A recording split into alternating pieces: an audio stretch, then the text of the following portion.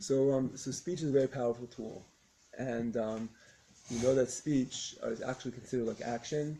A person is liable for his speech. A person there's various mitzvahs in the Torah, and also the opposite of the opposite thereof, that it can be committed with one's mouth. So do we have where's that whiteboard? We don't have it. Can you get one? Thank you. Okay.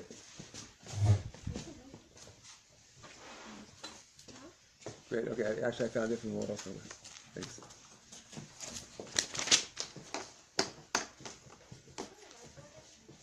Yeah, it's right here. Oh, here it is. Okay, good.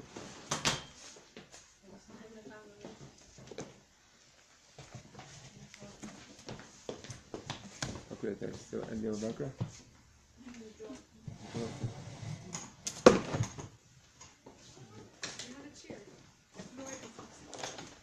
Okay. So, I want to talk a little bit before we get. I want to talk a little bit today about first of all giving a present on Shabbos. Before I did that, before I spoke about.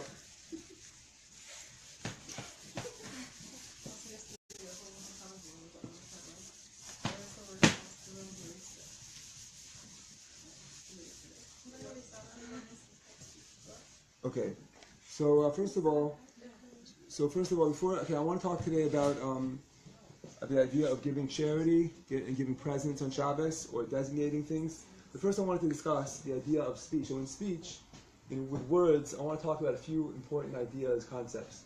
There's something that's called, it's called a shavua, right? Shavua means. So shavua.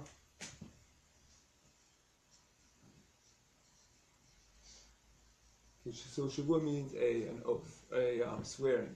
So someone can swear. If someone swears that they're going to do something or they're not going to do something, that's called a shavua. Another idea in speech, something called a neder. Right? A neder means. A neder is the same idea. It's kind of like a shavua. It's a little different. A neder means if someone says. The difference between a shavua and a neder really is that a shavua is when someone says they are going to do something or not do something, and they promise in Hashem's name. That's called a shavua, and so that's like in English we call it swearing. And a neder would mean if someone says something is prohibited for them. Like for example, if someone said wine is or meat for me is prohibition. I'm not allowed to eat it anymore. So the difference of the shavua and the neder, the shavua would be on you, the neder would be on the meat. Right? So in other words, meaning to say that like the Rambam said yesterday, but the Rambam said that if a person makes a shavua, that he's going, let's say a person says, I'm swearing that a person swears he's going to marry a non-Jewish lady, for example. So the Torah says he can't do that. He can't make such an oath because you can't swear against the Torah. The Torah already commanded you not to marry a non-Jewish woman. You can't swear when you already sworn at Mount Sinai. Or someone says, I swear they will not eat matzah on Passover. You can't swear against the Torah. But in neder, you could say, well, in neder, if I say, well, that matzah is prohibited for me. So the neder could be chal, and that because the neder is applied to the item itself, not to you. You get it? So the neder, you could make a neder against the Torah officially. It would be a sin to do that, but one could do that. So the reason I'm mentioning these things. The swear is not valid? Yeah, it would not even be valid. If someone swears against the Torah, it's just not. Considered a swear? It's nothing. I mean, well, he just said he just swore in vain. The swearing accomplishes nothing. Whereas a neder, if a person says, I'm not going to, if a person made a neder that it's prohibited for him to eat matzah, or that matzah is prohibited for him. It's an usher for him. So by doing that, and it comes Pesach, well, it's a mitzvah to eat matzah, he would have to go and annul his vow. Kind of like a similar example of this would be if someone swears that they're not going to, let's say a man swears he's not going to live with his wife anymore. So the Torah says that's nothing. He can't swear that because he's meshubed. He by the fact that he's married to her means he has to live with her, right? But if he makes a neder and says, well, in other words, that person is prohibited for me, then the neder could be chal. In other words, meaning to say that, well, he has made that relationship became prohibited for him. That person is prohibited for him to have derive any benefit from or have any pleasure from. So in that case, the neder could be chal. We say in Hebrew, the word in Hebrew is chal. Chal means would it take effect or not? If a man made a neder, such a neder, he would have to annul that vow or he would have to divorce her, right? So I'm giving you just examples. These are biblical terms, but they're also halachic terms. A neder is a very powerful thing. When you make a neder, it becomes like a mitzvah for you. In other words, like let's say like this. The Torah says you're not allowed to eat milk meat. You're not allowed to eat treif meat. The Torah says you're allowed to drink wine. You're allowed to eat kosher meat. But if someone said, I'm making a neder that for me meat is prohibited, I cannot eat meat, or I cannot drink wine, or I can't eat peanut butter. So by saying a neder, by using the word neder, it becomes prohibited for you. It's a spiritual prohibition for you to eat that peanut butter. And if you would go ahead, you're not with me? Okay, let me explain. What happens if someone eats a piece of pork? What's going to happen? He committed a sin, right? Mm-hmm. He took a physical piece of meat, which was just meat, just physical stuff, but that's going to affect his soul, his neshama, and he broke a law of the Torah, and he will be held accountable, right? Okay. Now, if he goes ahead and eats kosher meat, well, that's no problem because the kosher meat is, by definition, it's not. There's no prohibition. It's just for him to eat. Right? But let's say, by making a neder, he makes the kosher meat to become like it's a piece of pork. Because spiritually, his words are powerful. So if he said I'm not going to eat meat? Okay, so if you make a resolution, if you make a resolution and say, well, I'm staying off of sugar, I'm staying off of coffee, that's different. A resolution, you're not saying a neder. In fact, when you make such a resolution, when you make such a achlata, a resolution, you should say, bli neder. So if I want to get off coffee, I should say, I'm stopping to drink coffee, bli neder, without an oath. Because if I don't say those words, bli neder, there is room to say that, well, maybe I had in mind it should be a neder.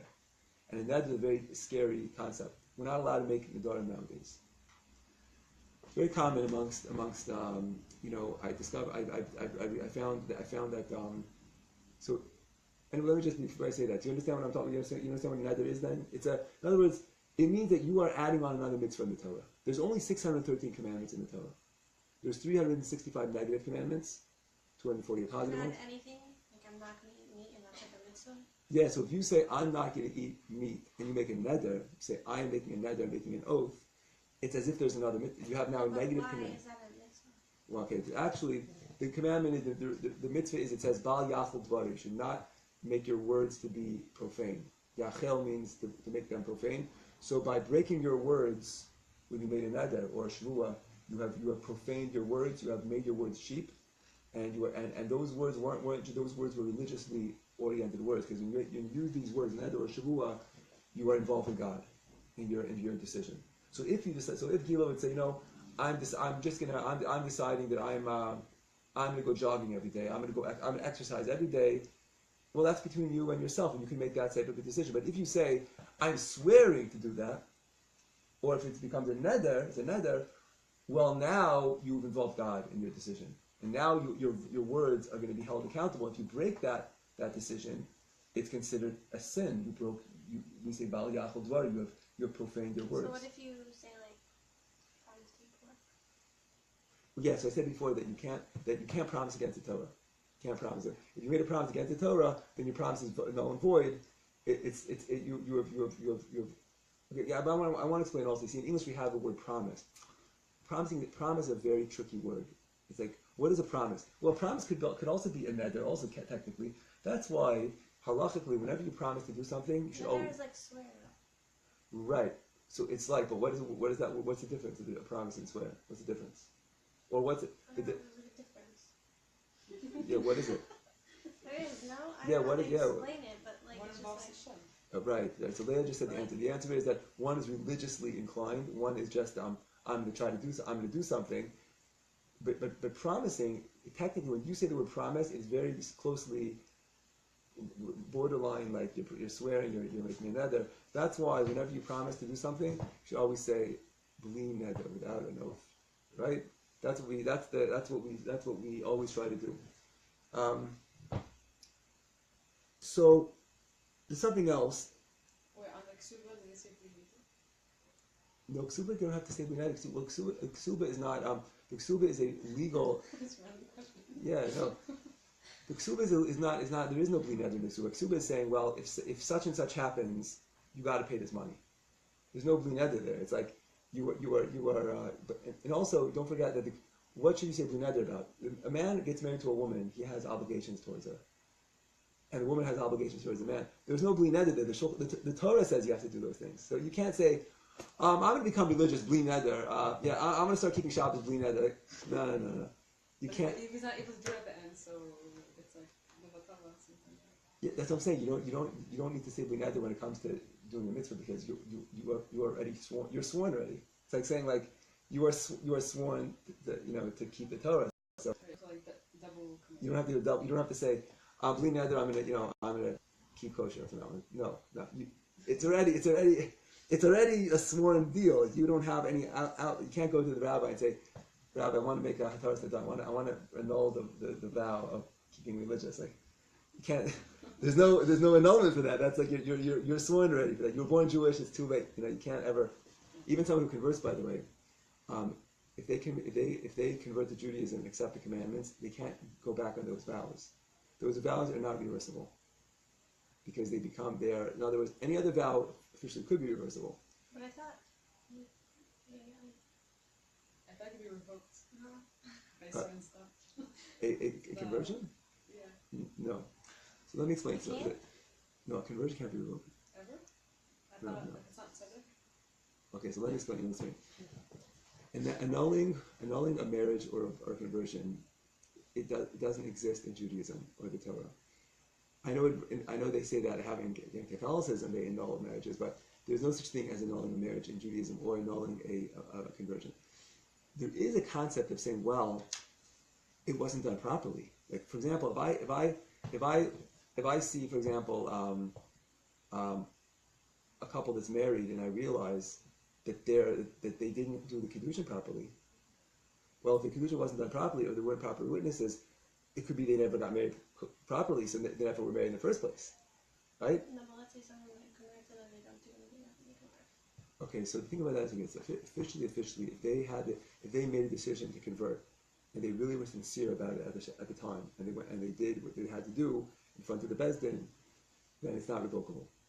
The reason why people say, well, we're gonna revoke that. See, it's a very delicate issue. You can't just revoke a conversion. You could say, we don't recognize that rabbi's conversion because the rabbi is not doing things properly. You can't tell I'm a not talking convert. about the rabbi, I'm talking about the person. Yeah, well, that's what I'm saying. It has nothing to do with the person. It would be the rabbi who did it. So if a person converted and say, if a person comes and tells me, I converted, well, how did you convert? I went to the ocean myself. So that's not a conversion. That's not a conversion. But if he says, well, I converted in front of the Beis Din. So where's the Beis Din? Who was it? Oh, it's three guys on the street. Were they Jewish? Were they Shomer Shabbos? Were they knowledgeable in these laws? If one of them was, and they're all three Jewish people not related. But you're not getting what I'm asking. What's you asking? I'm saying if they convert, they did all that the correct way, and then all of a sudden they just don't want to do anything. Yeah, it's not revocable. They're Jewish. They're Jewish forever. Yeah? Yeah. But if you don't hold that rabbi's consent of the, so you can consider. Okay, so what happens? Okay, so what happens? Okay, so good question. Here's, when someone You don't hold the rabbi's like conversion. Exactly. Like if you don't think that he did a good job or he's right, so then in your eyes, like as if that person. So let me explain. What you can do is what we do is like this.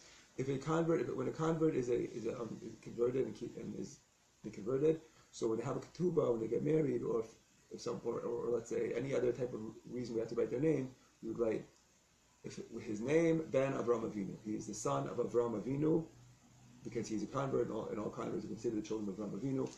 But if he would be not keeping Torah mitzvahs, not being religious after he already converted properly, then we would not write that. We would write his name, a convert. We would not write the son of Avram Avinu. But that's the words why in English we say in Hebrew we call it ger tzedek. Ever hear these words? Ger tzedek. Ger tzedek means a righteous convert. What that means to say is a ger tzedek means that the conversion was done for sure properly, and the person that didn't go back on his commitments. That's a ger tzedek. If someone went back on their commitments, which would be very sad, that happened. They're not absolved of them. They still have to keep them. They're still Jewish. But it's like regular, right? yeah. I stop keeping Right. Every Jew is a Jew no matter what. That's why the thing is, like, yeah. So Gil is right about this one thing, that if a ger, goes back on her or his conversion, if it's a woman and then she goes and gets married and has kids, most Batei Din would be Megai the kids again. He's Suffolk. Why? Why? They would say, well, there's a small percentage chance that even though this woman is Jewish, we have to consider her Jewish because the Rabban, there was a Bezdin, the Bezdin says she did it properly, and at the time, had the kids while she was still no, afterwards, I'm saying no. Let's say this woman went ahead and she got married 4 months later. She became not religious and she had a kid. Right. So we would say that we would be Megai the kids again. We say Avir B'Chumra, and the reason is because we would say there is a small percentage chance that maybe she wasn't sincere when she went through the process. So if you're sincere in the beginning, it's what matters. Right, that's right. If someone's sincere, then it's not revocable. But we would say anyways, yeah, in situations where you meet so if you meet someone on the street and she says, yeah, she's Jewish and everything, she's Jewish, and you say, well, how are you Jewish? And she says, well, were you born Jewish? No, my mom. Are you a convert? Well, my mom was a convert, or I was a convert. I'm a convert. Well, if she or her mom are not religious, and then we would say, okay, so if her mom, let's say her mom, if her mom converted and then became not religious, then had her, or even then we would say, well, when you want this girl, when she becomes from, wants to get married, we would probably say, do a giru l'chumra again when you get married, just because there is that small percentage chance that maybe your mom was just playing around, not really being sincere about it. We say in Hebrew it's called a chumrah. It's not halachically, technically, a gear is a gear, no matter what. The Rambam says it's a very difficult thing for the Jewish people because it says because it happens a lot. It's very common. It's very common that people convert and then just decide that they don't like it. And the Rambam says it's a really tough thing because you can't just throw them out. Their assumption of Jewishness, their Jewish identities are forever. And therefore, it says it's a very difficult issue. In any case, so in reference to a neder, there's another thing in reference to a neder. I saw a really interesting mimer actually recently, a few months ago, that the Alter Rebbe was explaining all about the spiritual idea, but kabbalistically what a neder is. And he explains the whole thing that we're in this world and we're trying to we are here, our souls are from a very high source, and we're coming down into the world and we're trying to elevate physicality. But he said sometimes things are just the physicality of something is too much for someone to elevate it, and on the contrary, it might schlep him down, might drag him down. So, for example, it says that to elevate meat means basar meat. It takes someone who is a spiritual, higher cognizance, awareness, someone who studies Torah to be able to elevate that meat. Otherwise, it says meat usually we say it's magashim. It makes someone it would draw the person down, further down to be much more meatly type of a person, right? Same thing is also alcohol. Some people shouldn't be touching alcohol. It's not for them because it's gonna just ruin. It would just totally take them into a totally different place, not a good place. If someone has that so really Hashem gave us alcohol to utilize it to serve Him, to elevate, right? So wine is very spiritual, I think. That's why wine has to be kosher. Wine is not just like anything else. Wine is a very spiritual kind of a special job. Someone who has that ability to elevate that wine can really utilize it, and it's a very special thing. Someone who doesn't have that ability, so it's not for him, right? So Alter Rebbe was saying that there's making a neder means making that thing prohibited, that he's going to be elevating it in a negative way. By not taking part in it, he's elevated that way. But in other words, there's two ways of elevating something: either in a positive way by using it, or by abstaining from it. And if that abstinence becomes a spiritual form of type of abstinence where you are spiritually forbidden from taking part, well then you are elevating it in that way, right? And then anyways, I'm just getting into the basic idea. It gets very Kabbalistic. Then he says, he finishes off the whole mimer that like we're not able to do that nowadays. We don't have that spiritual ability to elevate anything really. It's for sure not like another. And he says we can't do it nowadays. It's very many centuries we can't do it. So the meaning is we say bli neder. We have to say bli neder. So if you find that something is bad for you, something like alcohol is a bad thing for you, shouldn't be by thinking of it. So avoid it and say bli neder. That's what he finishes off. But there's another idea that's something we don't have this nowadays. I want to write it down because it's going to be important for the next halachas. It's called hektish, right?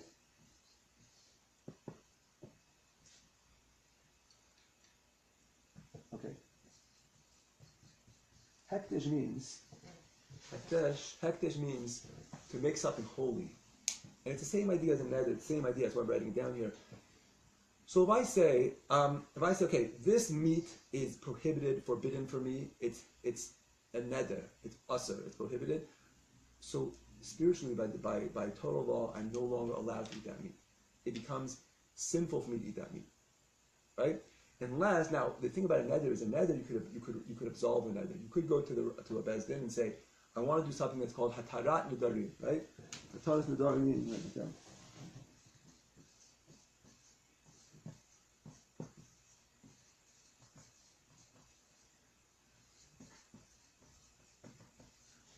So what tells me Gemara means that I'm going to a beis din. I'm going to find three people, and they are going to absolve me of my neder. Okay, anyone could do this. You just if anyone wants to do this, you could call a rabbi. You can ask me. I can get two other guys to do it. We could do hataras nedarim. So this is called hataras nedarim, right?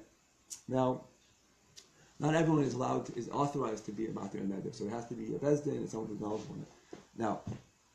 So hektish is the idea of a neder. Hektish means if someone says, let's say they go outside to their sheep and they say, this sheep, I'm designating it as I'm going to bring it to the holy temple as a sacrifice.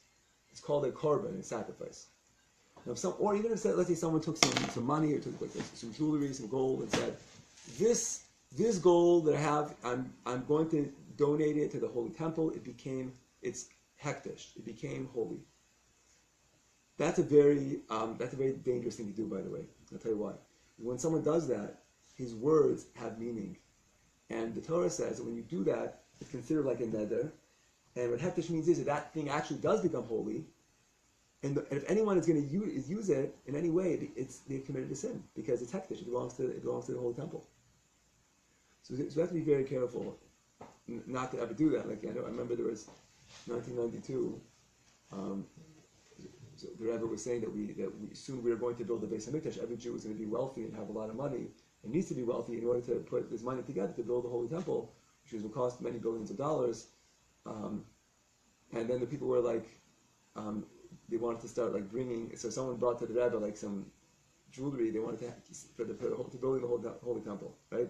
So I'm saying there were people who did that. So the thing is that it's a very severe issue because if someone says this is for the holy temple, it could technically become hektish. But it's not going to be built by humans. Well, halachically it is. Halachically it says that the human beings will build the holy temple. Just that there's a medrash that says the third temple will be built by Hashem. But halachically still is, some part of it probably we're going to build. Maybe the gates, maybe the doors, I don't know. Mashiach is going to build. So what if you go and you buy something, and when you're buying it, you're like, okay, this is for Shabbat. Okay, that's what I'm getting at now. That's what I'm getting at. It's interesting. I just saw recently if someone says, it's funny that someone's writing recently in a publication. If you said, let's say, if someone walks, let's say you're in shul and a guy walks into shul and collecting money. These people like the rabbis coming from Israel collecting money. So if you were sitting there and saying, the guy was writing, well, I want to give this. I want to give him something. I think I want to give him something. So then what happened was that the guy who was walking around collecting the donations, he ended up not coming to this man, and he just left. So now the man was asking, well, now do I have an obligation to go find him? I had the thought that I wanted to give him. So the rabbi writing back to him said, well, if you didn't verbalize it, you didn't actually say how much, specify what you're actually going to give.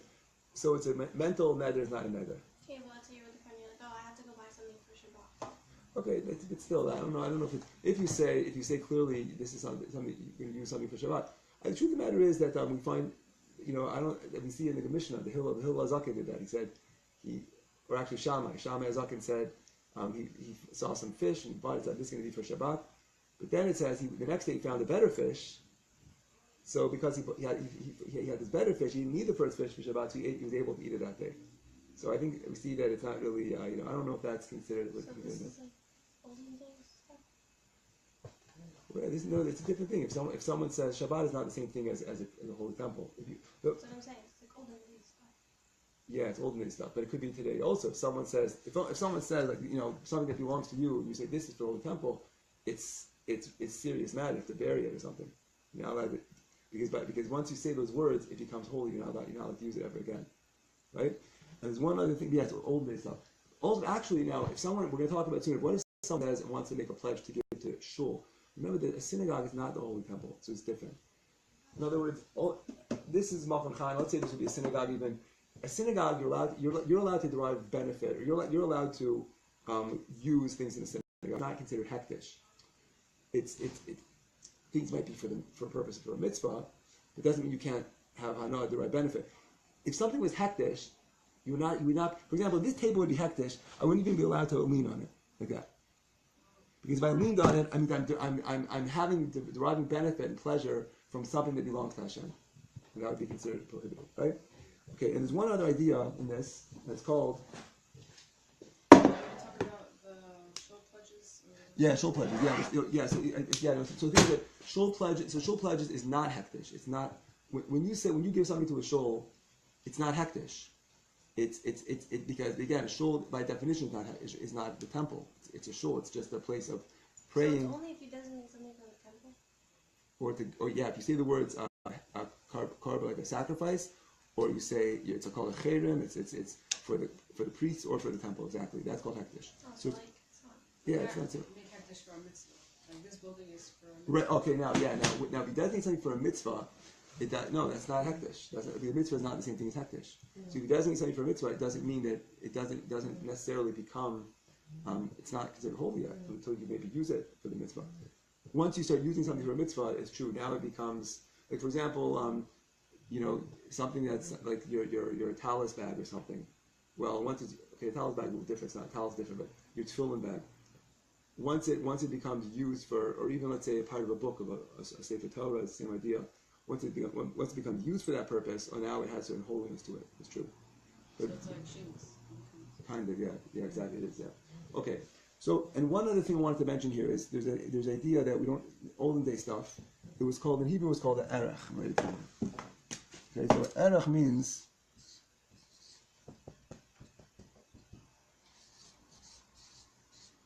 Okay, the word erech means it's olden day stuff, right? It means that if someone would say, I am going to, if someone said, I am going to give the erech of this person to the holy temple, and every person says had a certain value, the Torah specifies what every person's value is based on their age, and those words would be considered binding. By saying those words, it would be considered like a neder, like an oath, and you would be actually held accountable. You must give that amount of money to the holy temple since you pledged this person's worth, or that the erech of that thing.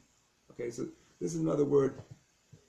One other thing, actually, since I'm talking about this, another concept which is called nazir.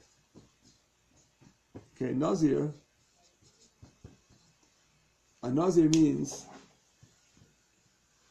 So a nazir means is a type of a person who made certain oaths, and the nazir the nazir is a specialized oath. A nazir means, in English we call it Nazirite. I think Nazirite. A nazir is someone who made an oath he will not partake of any wine, and he will not cut his hair, and will not contaminate his body to dead bodies. So anyone who, and by saying those words, if someone says, I want to become a nazir, I mean, he's promising to become a nazir, he says, I became a nazir, so those words are binding, and he is now no longer to partake of any grape products, or wine, grape juice products, cannot cut his hair, and he cannot go to a cemetery. The same thing applies to women as well. A woman could also become a Nazira, right? Okay. And they can't cut their hair? Right. Okay. All of these things, yeah, so it's true. They get married? Yeah, Nazir could get married. Yeah, Nazir could be married, and Nazir just wouldn't be able to. Those are the three things. They wouldn't be able to eat or drink any wine or grape products. They wouldn't be allowed to go to a cemetery or morgue. Or they really officially shouldn't even leave Israel altogether, because leaving Israel would be everything outside of Israel is considered a question mark if there's tumah. Because remember that the tumah, the impurity of death is anytime there's a dead body under the ground. If it's a Jewish dead body, that is, it would make anything around it impure. Anything above it would become impure. So if you're walking on the street and there's someone buried under you, well, you are becoming impure by walking over them. Now, to use Gila's words again, this is all olden day stuff technically, because we don't care about that and we're all impure until Mashiach comes, except for a Kohen. Kohen is different. So a Kohen, it has to. You said we don't really know. Right, we don't really know, but by definition, if someone says, I am a Kohen, I believe myself to be a Kohen, well, by saying those words, he has to be sensitive to not going to a place that there's tumah, which means he can't go into a cemetery, can't go to a funeral, he can't go to a morgue, and anywhere that's questioned right now. The thing is, the Rambam says, Talmud says that in ancient times, in Israel, they were very careful where they placed dead bodies. So they did not bury, so in Israel, if you were walking around, it was definitely pure, it was okay. But outside of Israel, people were not careful. That's why a Kohen was not allowed to leave Israel, because it would be a question mark if he's going to an area that might render him tamei, at least rabbinically. So it's true that a Kohen has to be. You have to be. People that don't realize what they're getting into when they say they're a Kohen. They think, my father, I was a Kohen, my grandfather's a Kohen. It's not necessarily such a good thing. If they really were a Kohen, but a lot of Bali Tshuva, they tell them, you're a Kohen because your father or your grandfather was asked them, your last name is Kohen. But it's not so simple, because first of all, Kohanim nowadays don't really know for sure if they're Kohanim, because there's no, we've been so many generations after the temple, there's no real total proof. And especially if someone in a generation that have not been religious, so it's a very big question mark about that. And like I said, but if someone says, I'm a Kohen, if someone is like, I have a guy I was trying to help with a shidduch, and it's Baal Tshuva, and I said to him, he said he's a Kohen. Now, by being a Kohen, I can't help that much, I'm saying, because most of the girls that I deal with are probably not able to marry Kohanim, usually. I'm like, so mean. You should still help him. No, I try to help him, but I'm like, yeah, but he can't make a divorcee. He can't make, so like I'm asking him, I ask him, like, well, how do you know you're a Kohen? So, well, my father and my grandfather was. Were they religious? No. Your grandfather was? No. I said, well, how did they know they're Kohen? Did you ever see them in Duchen? Did they ever see them give the priestly blessing? Did they ever do that? No, I have no clue. So why? So the last name is Kohen. So I'm like, that's not halachically. There's no evidence that you're a Kohen at all. Well, so no. He's like, got all mad at me. I'm a Kohen, and it's a pride, like he's proud of it. So I'm like, okay, have it your way. The problem is like this: if someone wants to have it, if someone wants to be a Kohen, well, you're very limited in your life. You're very limited. Like it's not like I'm trying to say it's a liability. Yeah, it's people, a lot of people feel good about going into shul and getting the first aliyah for men. Oh yeah, people like to feel good. We need a Kohen, I can give the blessing. But that's all there is. It's just maybe feeling good about it in shul. But other than that, it's a really challenging thing to live in this world, to be a Kohen. It's not easy. It's like it's just more complex. That's why I tell people who want to convert to Judaism, I'm like, why do you want to complicate your life? You know what I'm saying? It's complicated to keep mitzvahs. Yeah, but if you're Jewish, so then you have no choice. Now learn to love it. It's kind of like it's like I'm trying to everyone has to be happy with where you are. Like if you were born in if you were born in Japan and you're Japanese, so be happy that you're Japanese. You know what I'm saying? Like everyone has their thing. I don't have to, if you were born as a woman, so be happy you're a woman. everyone should try to find what you are, be happy with it, and realize how rich it is, how amazing it is, how beautiful it is. Don't look at, the grass is always greener, I wish I was something else. But if you're Jewish, you have to, of course, the mitzvahs are beautiful. If you're a Kohen, so it's a great, it's a big responsibility. It is a special thing. But is it a good thing to become a Kohen? No, I don't think so. Don't say that. No, I'm saying It's not. You don't become it number one. You are not, right? And also, if they feel that they want to take on that for themselves, You can't take it on. not take on, but whatever. Whatever you were saying. Yeah, but I'm trying to say is that it's like you're saying he's choosing. I'm So trying to you say. could say, I don't. If there's a doubt and he's choosing to go with it, as opposed to trying to figure out maybe he's not. Yeah, that's good. He's taking precautions. No, what I'm trying to say is that being a kohen is a serious matter, and if there's a chazaka, if there's evidence, if we see if we see some sort of proof that the father indeed was a kohen, and his mother was able to be married to a kohen also, and so fine. If he's a kohen, he's a kohen, and we have the laws of Kuna. I'm not saying not They to. don't write it on the tsuba or whatever. Just like the Jewish tsuba, they don't write it and stuff. Yeah, but the problem, if the ksuba if it was written by proper rabbis who know their stuff and are writing down the right things, so fine. But they would write it. Of course, yeah, it would be written on by too. Of course, yeah. So then it is. If all the generations. Yeah. Well, no. Here's the thing. Here's the thing. A rav writing a ksuba is considered. It doesn't make him to become a. It doesn't make the person to become a. He's. In other words, the only thing that's for sure proof about kahuna would be, did we see an ancestor of his serving in the temple? We can't do that nowadays, right? There are many centuries. We don't have that way of absolutely proving for sure. So the question is, we call it a kohen muchzak. It's a chazaka that he's a kohen. Is an assumption. Well, yeah, if a reliable rav writes that he is a kohen, that would be a pretty strong reason to assume that. However, if the rav knew, again, because unfortunately today there are rabbanim who don't know their stuff. But why is it different? The same way you transmit that you're Jewish to your kids. Why is it different? Why can't? Because if a kohen marries, let's say a kohen marries a divorced woman, his kids are not kohanim. Right? Yeah. So that for that reason, just because someone has the Cohen gene or someone's grandfather is a Cohen doesn't mean he's a Cohen at all. There's no reason to what was if he was religious and would make sure we would know that his wife would be and they were making sure to maintain this lineage in their family. Okay, then you can rely on that as a Kohen Muchzak. That would be a Chazaka that he's a Kohen. But generally, families who are several generations, they're not religious. If they're not really, except for maybe in the Sephardic community. But even if there's a doubt, you could still I love cooking. It could be Right. Well, but the question is if it really is a doubt or not. If there's a doubt, if there really is a doubt, then we can say yes. If we have a doubt, we have to be what's called would be a kohen safek, would be a questionable. But a doubt. But then he should still be careful not to marry. Yes. Just in case. Right, but even this is a very good thing she's saying. But even to say a doubt, there has to be some sort of evidence that would be the case. Let's say I would come to you and say, Gila, you owe me $100. You owe me $100. So, while everyone's listening, oh, we have a doubt. Well, we have a safek. We don't know if Rabbi Green's correct, but we don't have witnesses. But we have a safek. We have a doubt that she owes me $100 because I said so. Just because someone comes along and says something doesn't mean that it's a safek.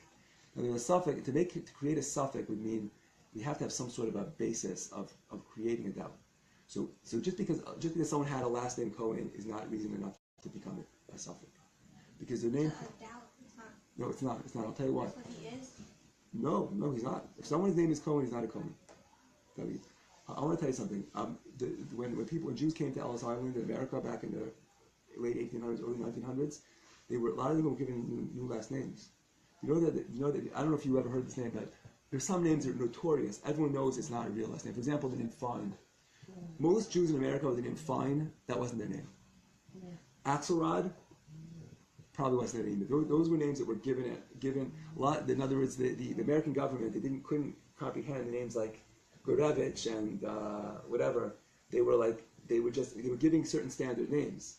So, and Cohen was one of those names.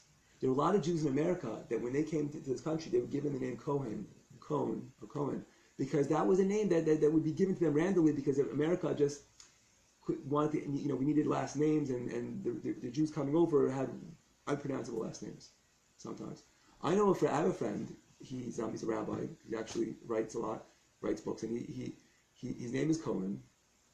And he's not a Cohen, and in fact, not only that, but he's not a Balshuva. His parents were religious for generations. When they came to America, they were given that name, so the name is Cohen. And every time, when I was in yeshiva with him, someone wanted to give him the aliyah, the first aliyah as a Cohen. He was like, I'm not a Cohen. I'm like, well, why not? It's your last name. But it doesn't matter. Last names don't mean that much. It's just legal designations, words which the government decided to attach to people. Okay. In any case, so I'm just saying. Okay. Okay. So what I wanted to say, what we really wanted to talk about was, okay, let's learn a little bit since we have 5 more minutes. Let's go page 186. Okay. This is a little bit background information. Let's look at paragraph 14 at the bottom. Similarly, it is permissible to pledge money for charity to the poor. Because this is speech that concerns their mitzvah. So now, as we were learning about in recent weeks, we're not allowed to purchase, buy, or sell something on Shabbos, even if we're not exchanging money. So we learned about this the other day, that if you need something on Shabbos... Oh, I had such a question. Basically, I don't understand. You said you couldn't, I was thinking about it, if I work in a show for, a program, a children's program, and I'm getting paid still, why can't I work regular in a store? You can't, because you can't work in a shul either. You can't work in a shul either. What do you mean? Yeah, no, we spoke about Wait, this. you said you have to work, more, and then it's, paid for you at home. So he said that there's because it's a mitzvah, people are lenient in it. But I didn't say that it's a great thing. In fact, it's still a problem. In fact, I said that some people would even say they don't want to have derived benefit from that money that they're earning on Shabbos. Because it was for a mitzvah, we learned that it's permissible. So we said, for example, if you are a chazan in a shul, you're a bal koira, and the shul needs you, and they're paying you, well, because it's a mitzvah, the rabbis, the custom is to be lenient on accepting or allowing to pay or accept payment. Okay, so if someone comes to me and asks for tzedakah, I should give it because it's a mitzvah? Okay, well, no, touching money would be a shul. Would that be prohibited to do that? But the promise to, that's what we're saying right now. Exactly. She's 100% right. Because it's a mitzvah, look what we just said. Mutar lifsek stakal aniyim shediber shel mitzvah. Because speech, saying yes, I will give charity. So, what do you mean? You need $100? I will give you $100.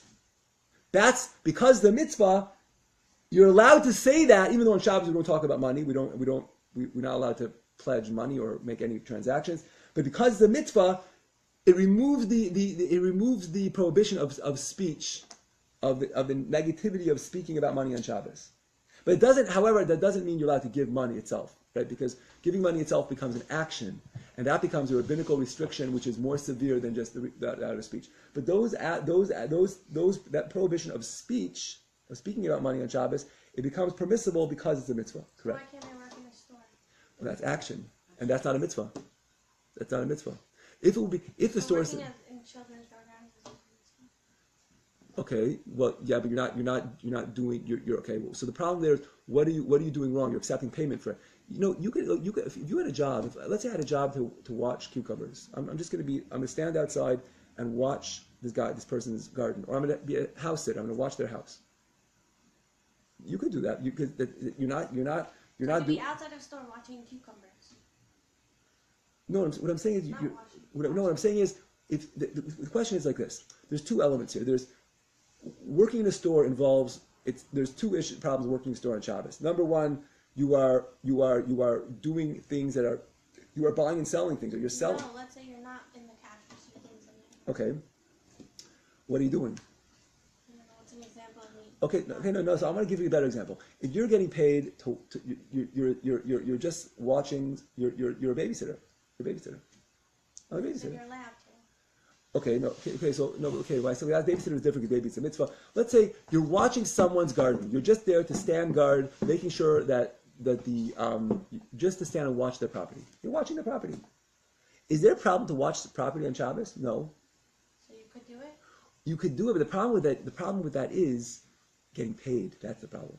So Bec- that's what I'm saying. So also on Shabbat, if you're working for a children's program, you're getting paid. That's what I said. So because you're doing permissible activity, because you're only watching kids, you're not using electricity, you're not buying or selling, you're just doing permissible things. The problem is only you're doing it for money. Well, because it's a mitzvah, we learned last week that the custom is to be lenient because the rabbis would remove that the severity of accepting a schar Shabbos, a reward payment for Shabbos, because it's a mitzvah. Oh, so it's just what's convenient for people.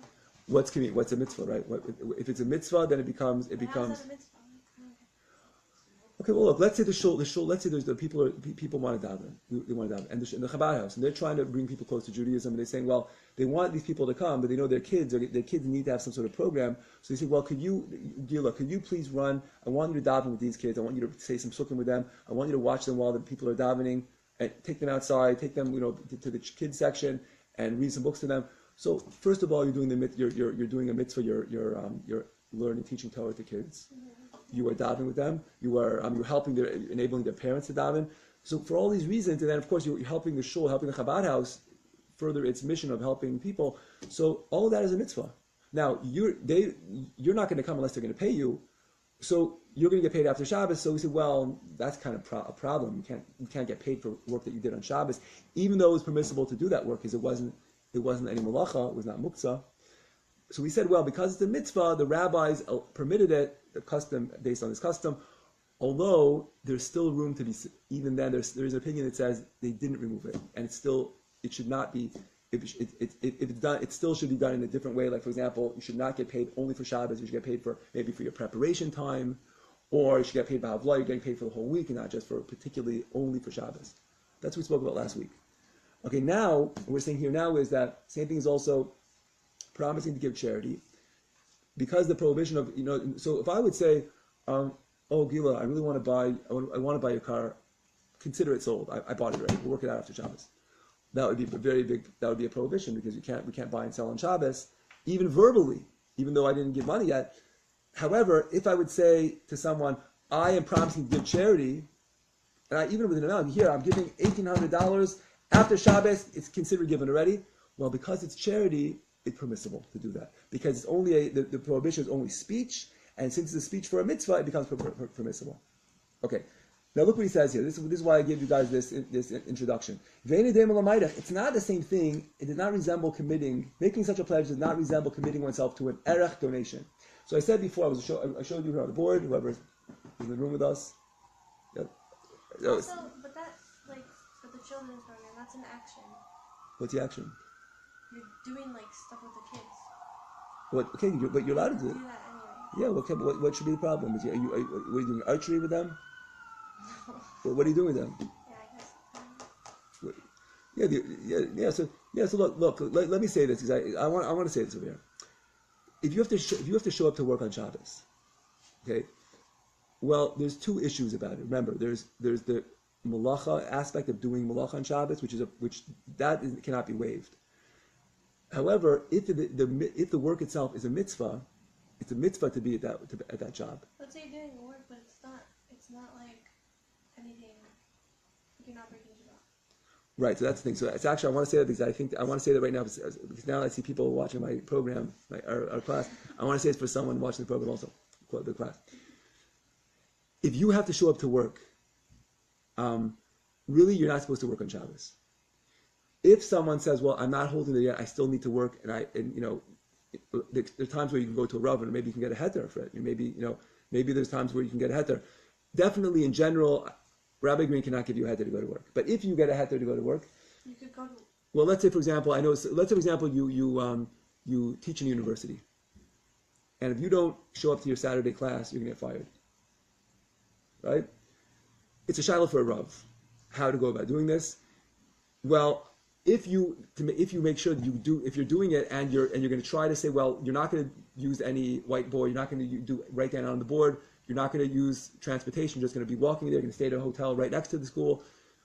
Yes, so you're avoiding any transgression, breaking of Shabbos. Well, if you're talking to the chum, you're teaching like stuff that's... Okay, well, I don't know if there's a prohibition of I don't know if what are you teaching? science, but I don't know if there's a prohibition to. But you can't learn like history, science, and math. Okay, no, there's a problem with reading. Okay, that's true. Okay, she's right. This is called Stump the Rabbi. I'm getting stumped here. There is a problem to read history books on Shabbos, but speaking about saying it, if you're not reading it, I don't know if it's breaking Shabbos. I don't know if it's breaking Shabbos to say. In fact, we learned about this that you're allowed to talk about stories of things. You're allowed to talk about things on Shabbos. Now, doing mathematical equations could be another issue. That's true. If you're teaching math, it might be a little more complex. But if you're teaching science, you're teaching literature, or you're teaching history, the problem is reading those things on Shabbos. That's a problem. But if you're just speaking about things, I don't know if that's breaking Shabbos. No, I don't think it is. You could still go and work. Well, no. So here's the thing. So if you're going to work, if you're able to walk to the school, and you're not going to be, writing anything down. You're not going to be speaking to a microphone. You're not going to be turning on a light or turning off a light. You're going to be keeping all the laws of Shabbos, not touching muksa. And what you're doing is you're teaching because you have to be there. So you're not breaking Shabbos. However, the other issue is, well, you're working on Shabbos. You are doing a job to get paid. That's a problem. So you could say, well, when I get paid, huh? What if you don't punch in? Yeah, you don't punch. Yeah, you could say I'm not punching in. Well, you can't punch. Yeah, I don't punch. I'm not going to get paid. If you're not going to get paid, I don't see a problem. The problem is getting paid. Getting paid for work that's done on Shabbos is a problem. It's a problem, unless it's for a mitzvah. Otherwise, it's a problem for a Jew to get paid. In fact, not only that, it's even a problem to pay someone. It's even a problem to pay a non-Jew to work for you on Shabbos. Even if he's getting paid for the whole week?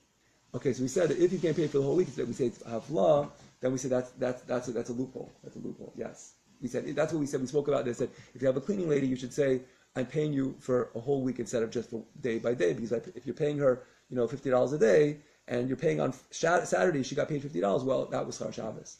That was prohibited. So what if you have like an online store? So you're not actually doing anything at your Shabbos, but people can still buy it from your Shabbos. Right. So I'm looking at this. I have to look this up today. Also, someone asked me about this recently about if you have an online store. So the thing is like this. The thing is that I really got to research it. It's not. See, here's the thing. If you let's say you have a vending machine. Same idea. If you have a vending machine, someone's buying stuff on Shabbos. So in other words, a non-Jew bought something and they put money into the vending machine. Well, you made money. You sold something on Shabbos. It's definitely a good question. It's a good question. I'm gonna have to research it. Someone asked me recently about it because someone told me about this. Maybe they should close their vending machine. Well, you can't. It's not. You're not able to do that. It's not. For example, I know that my Right, father. I have a store, there's nobody will touch it. Don't worry. Okay, but sorry. Yeah, but people have. I know. Store, though, I don't think you have to close it. Yeah, I don't know. I know people have vending machines. You can't really. If you have like 100 vending machines all over Miami, they can't close. They're just there. The little gumball machines. I know people who had. My father used to have a friend who had that. He's a religious guy. I don't know what they do. I mean, okay. I'll have to research that. That's a good question. Okay, so she stumped me. I was stumped. Okay, but actually I got stumped. Yeah, the person who emailed me the question already stumped me yesterday. So, okay. I have to look up because someone has this thing called Air. It's called. What's it called again? It's the rental things. They have like Air R&R or something. Airbnb. It's called Airbnb, right? Air bed and breakfast or something. Yeah. If you go out of town, I don't know what that is. If you go out of town, You know what Airbnb is? Yeah, I never used it either, but place. yeah, so you go online and just so like, for example, if you own an apartment, let's say you own an apartment, you could say, well, I'm not using my apartment, so you can go and work out with Airbnb, and they will list your apartment for you, and someone can call up and someone can go on Shabbos and book it, and you go straight to your apartment. So the thing is, I guess the whole thing is that I have to find the right Airbnb because if Airbnb is accepting the payment, or if Airbnb is officially renting it, sort of subletting it, then I have to figure out exactly how it works. That if Airbnb is just representing you, well then it's a problem to do that on Shabbos. So I have to look Even at if you this. sell stuff on Amazon, like anything. Yeah, that's what I'm saying. Yeah, anything. Anyways, okay, but we're coming late. Okay, so I guess I'm going to finish off. Let's just finish off this paragraph since the next teacher is not here anyways. It does 11:15. Yeah, we'll finish in a second. Okay. Yeah. Okay. So So he says here that now you're not allowed to say. We said in paragraph 14, an erech. So this does not resemble committing oneself to an erech donation, saying I committed myself to donating my erech to the treasury of the Beis Hamikdash, or I commit myself to donate the erech of so and so to the treasury of the Beis Hamikdash, which is forbidden as a shvus in the complete sense, as we'll explain in section 339. Right? The distinction can be explained as follows. In other words, like this: you're not allowed to say, I'm making this to become holy on Shabbos, or I'm going to give this erech of which is olden times. So he said the reason is because when one makes a commitment to the Beis Hamikdash treasury, according to the age of the person or on whose behalf he is making the erech commitment as prescribed by the Torah, it is as if the donor is purchasing the person by giving his work to the whole treasury, the whole temple, Beis Hamikdash. Thus, is comparable to a commercial transaction. This is not the case regarding a pledge to charity.